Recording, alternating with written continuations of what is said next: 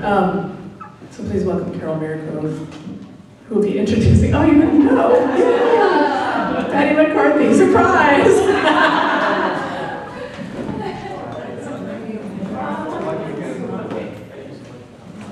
I don't know if that was a nervous gasp or a relieved gasp, but yes, I am thrilled to introduce Pattie McCarthy, who is simply stated among my favorite poets in the world. And fortunately, she's quite prolific. When Mary Bones was released, I asked Pattie how she managed to complete a new book with 3 young children at home. And in addition to explaining a few logistical details, Pattie told me that writing the book was fun. The joy in Pattie's curiosities and conscientious investigations are amply present in her poems, and you're almost certain to learn a few things reading Pattie McCarthy's poetry. I find that the matter-of-fact beauty in her oral and visual compositions extends into the wider field of this reader's very existence. Please welcome Pattie McCarthy to the Poetry Project.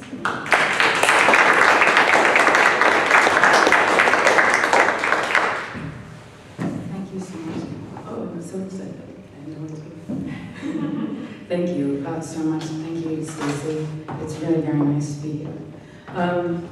I'm going to read first from Mary Bones, and then I'm going to read something newer. But I'm just going to jump around in the book.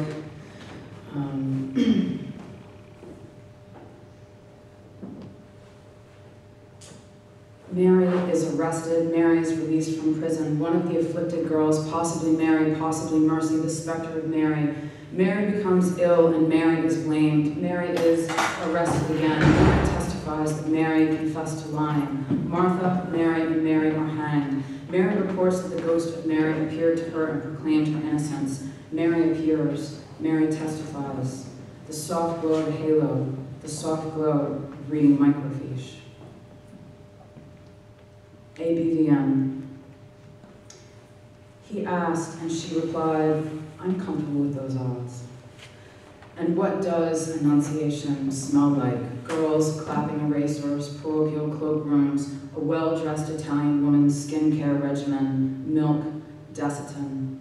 She pushes her blankets aside and tilts her head to hear No Angel, Bare Feet, A Yellow Moment, and Ave, A Corner. In Campin's Annunciation, she's rumpled in a beautiful room and kept in a beautiful and very cold room. Next door, he makes a mousetrap. There's a tiny baby holding a cross, ready to enter via her ear. Or in Van Eyck, her words are painted upside down, but in Tanner, she doesn't say anything. She wakes up to a glow, a wrinkled carpet, and no angel. Mary is brought to bed in 1760, her first child born 10 months after marriage, child number 2 born in 1762, and she is again brought to bed in 1765, pregnant immediately thereafter, Mary. Another in 1766, her 5th next year, her 6th the year right after. Free from pregnancy and childbirth in 1769, Mary is with child again, 1770. Mary will have 5 more children in the next 12 years, spending 23 years pregnant or nursing. Only 3 of Mary's 12 live to adulthood. The historian made an amazing pie chart: pregnant, nursing, free. 13 women in Mary's family had 97 children, of whom 38 died as infants or toddlers. Superstition, Middle English from Latin or Old French, super, over, plus story, to stand. Mary was letting her kids go to the movies, was debating whether or not she felt the pains of labor, was cooking for a wealthy family in Oyster Bay, was moved as only I am moved by the singing of the Stabat Mater at Sunday Mass, was standing stock still at the ringing of the noon Angelus, was detailing the differences between Lamentations and Pietas, was salting, was in labor for 18 hours and suffered an additional 4 hours work on removing the placenta, was dead 10 days later, was writing a grocery list in the intertexture of shorthand on a stenographer's pad, was 1/4 cow and 3/4 devil, was 1 part cow and 9 parts devil, was signing a form that read in part, I understand that no guarantees have been made to me about what will or will not happen during my pregnancy, labor, delivery, or hospital stay, was signing a form that read in part, this position carries with it no offer or promise of tenure, was signing a form that read in part, "I understand that a normal obstetrical ultrasound examination does not guarantee a normal baby," was archaic of a woman at the stage where the kicking was clearly felt. ABVM. She was surprised to see him in her room. Her brain allows one thought to pass, the baby. She woke in her white bed, and afterwards she went around the house closing windows, outside of which the sky is just blue sky, her halo a pillbox, and eyes on his feet or knees or flames, if feet or knees he has. And while his sister originally sat for the Virgin, the irresistibly named Miss Love sat for her hair. Everything happens flat. It only means her consent was foreseen. A handmaid, Nova Ave fit ex Eva, she said, "I think he's still in the house."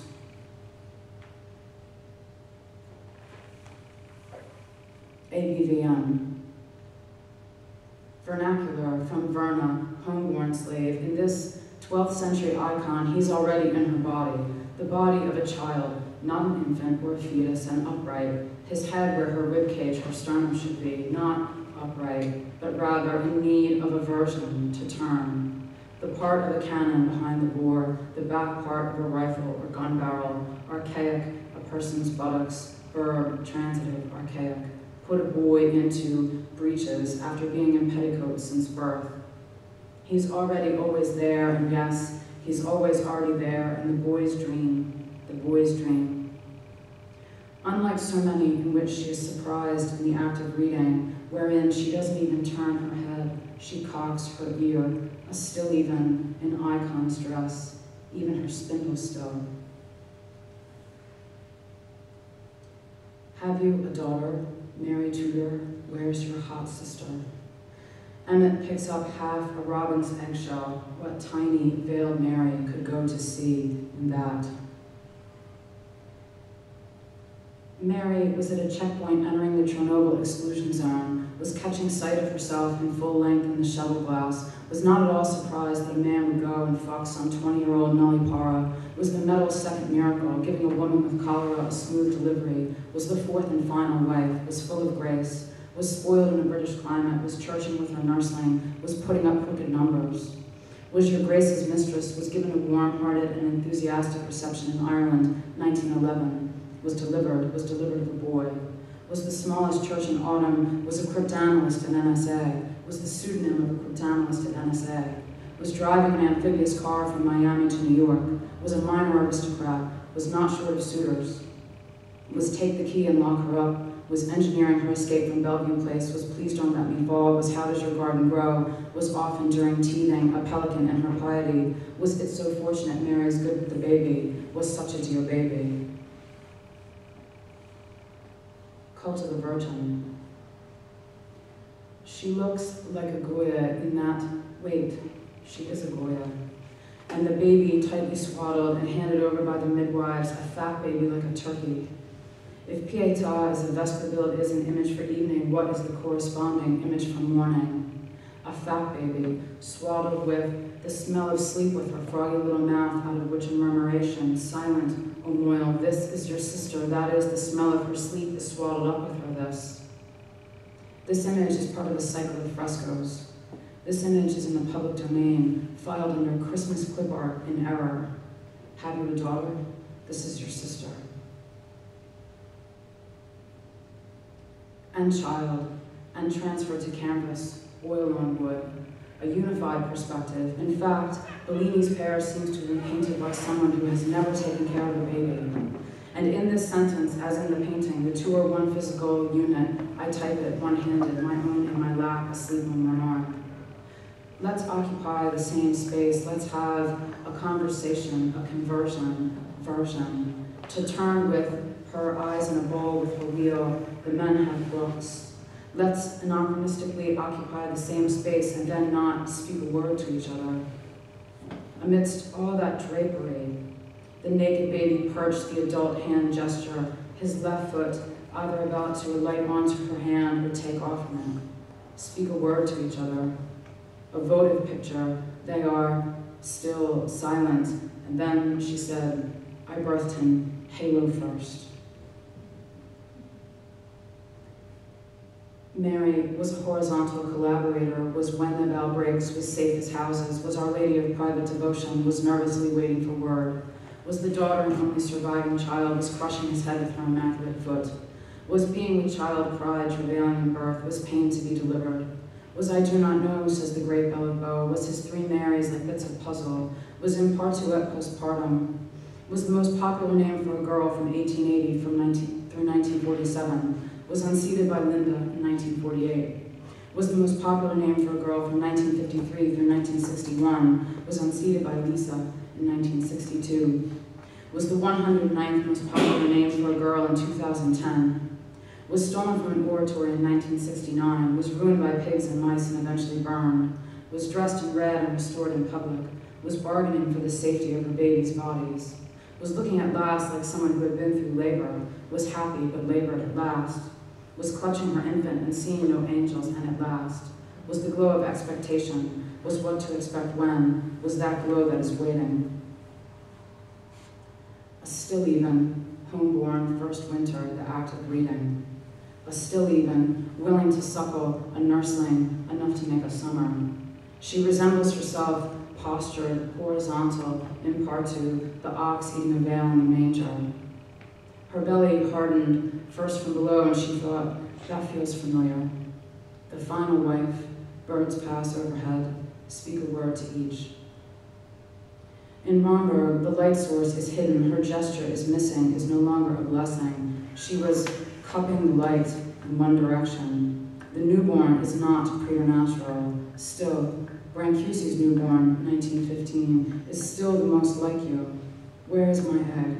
Where did you come from? Your smooth, broad, contented face, I will orb you entire. Now for something different. I'm going to read a domestic cryptography survey too, which is from a book called Nulls, actually, which is going to come out from Horseless Press next year. It has an epigraph from Buck Downs, actually. I couldn't hear a thing, and that's because I was the one making all the noise. It was on me. And that's from Buck Downs' Soup Songs.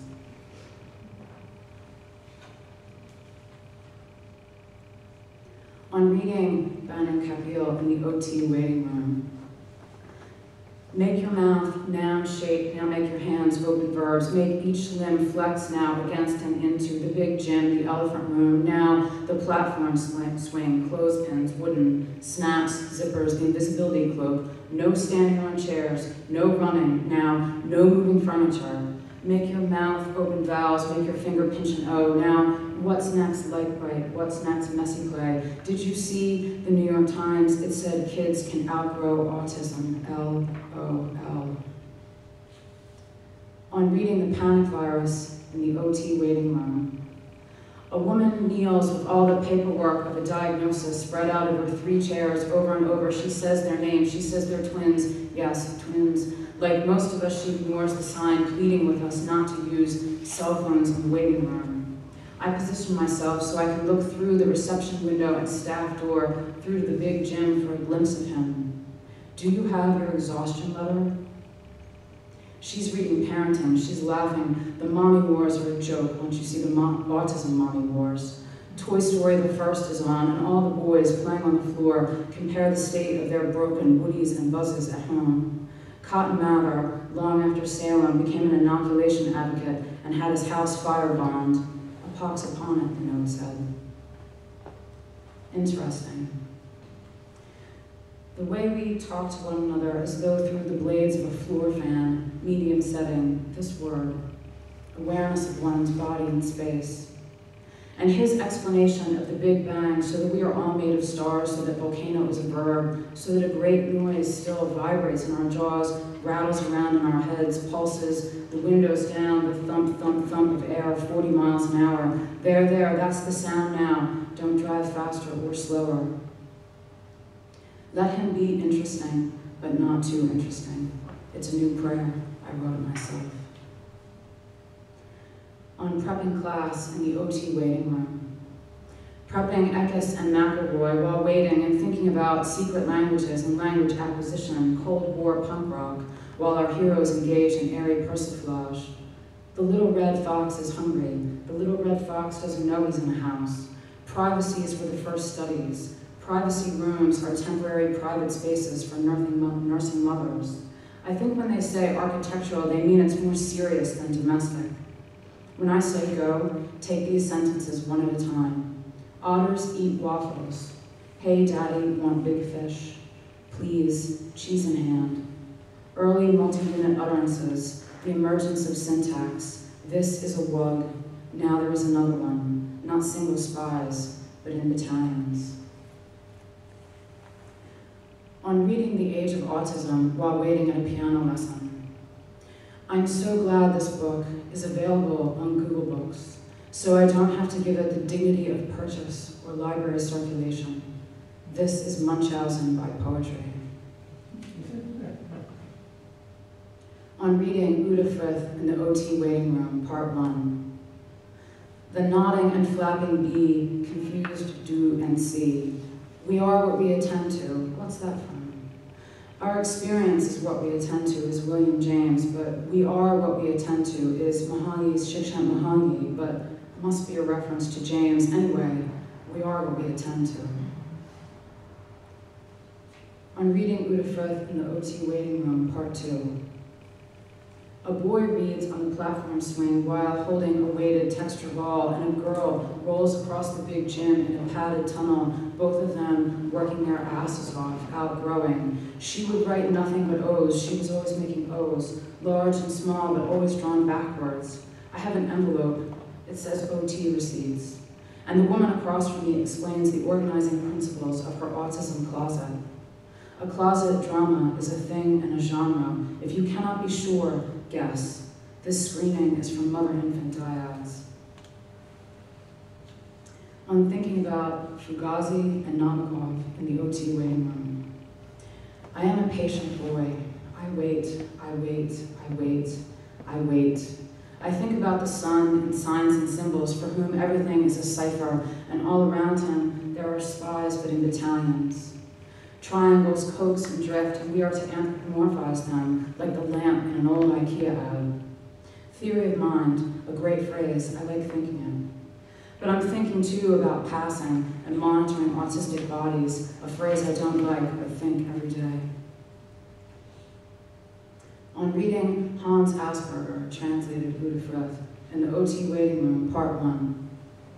You dream you are a little girl overwhelmed by books and papers.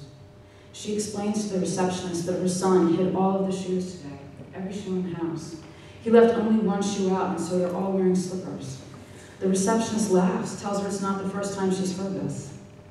Make a verb of me. I'm tired of being a frigid little noun. Fabric tunnel, padded barrel. Sometimes I stare at them and think they are beautiful, and worry the fairies will come for them. Asperger hated kitsch. On reading Hans Asperger, translated Uta Frith, in the OT Waiting Room, Part 2. Activities of daily living. When I hold the pen to sign the progress note, the therapist doesn't hide her astonishment at my lack of tripod grasp. Jumping jacks, silly putty. When Harrow called a stove a firebringer, Asperger put an exclamation point in parentheses. He said the boy looked as though he'd fallen from the sky, a splash quite unnoticed. Something amazing. And I think I know what that looks like in a boy. On reading Hans Asperger, translated by Uta, in the OT Waiting Room, Part 3. Of the word reciprocity, quid pro quo, memory for digits, memory for sentences, today he would prefer not to. Reciprocity specifically as to pertains to an exchange of privileges, of mutual dependence, the exercise book covered with big squirrels. Descartes bereft after the deaths of his human and robot daughters, and the narcissism of parenting, where I'm afraid we say, move your body this way and not that way because this is how we move our bodies. His pathologically avant-garde syntax, baby, that's brilliant, don't ever change. Today, he would prefer not to.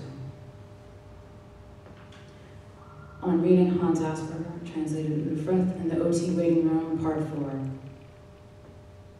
Asperger's empathy is evident, even his admiration, their language. But they say Asperger was himself aloof. Perhaps he had Asperger's. Obviously, the way Christ had Christianity and Marx, Marxism, and me, McCarthyism, but back to Asperger. I'm not joking. I think he loved Harold and Fritz, despite their indifference to authority and impaired social integration. But then he does call them homosexualians and intelligent automata from autos, self. On reading Elizabeth Bishop in the OT waiting room, part 1, she says to her mother, she took 2 steps, she took 2 steps, she took 2 steps. That's her repetition, not mine. I am keeping myself from crying by reading Bishop. From inside, I hope to hear no cry of pain. I keep my voice in my mouth. I become one of them, all of us reading on our phones. She took 2 steps, and I would like to mark that. Though I don't know her or her child, it gets dark. I think of the woman who wrote her elegant name on the flyleaf of my used copy of The Empty Fortress. I say to myself, proprioception is the sense of falling off the round, turning world, or stranger things can happen, or it gets dark a bit later, we relate. In 10 months, he will be 7 months old, 7 years old. He can read. Winnie the Pooh is on. Outside in Broomall, Pennsylvania, our late daylight and slush and cold, and it is still the 14th of February, 2013. On reading Elizabeth Bishop in the OT waiting room, part 2. Nothing clears a room quite like asking, do you want to hear what I just read about the history of autism? Well, maybe, let me tell you about my placenta. But I wouldn't leave, not me. Tell me about your placenta. Tell me about your home birth. Tell me about your C-section. Tell me about your VBAC. Tell me about your home birth VBAC.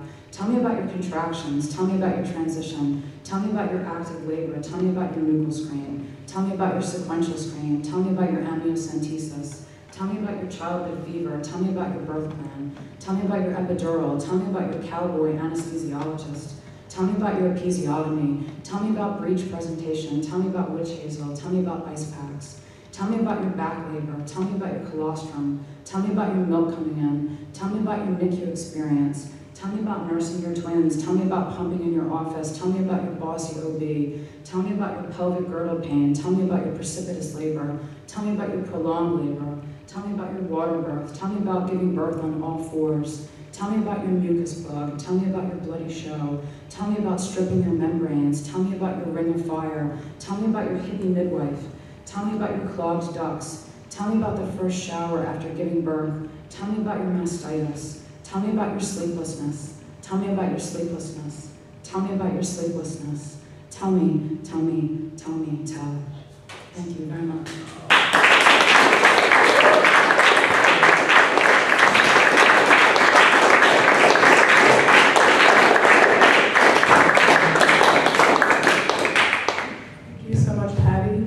Kevin, and I'm so glad that what I hear is your first reading together was here at the Poetry Project.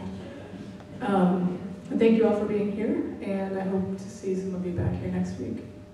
Have a good night.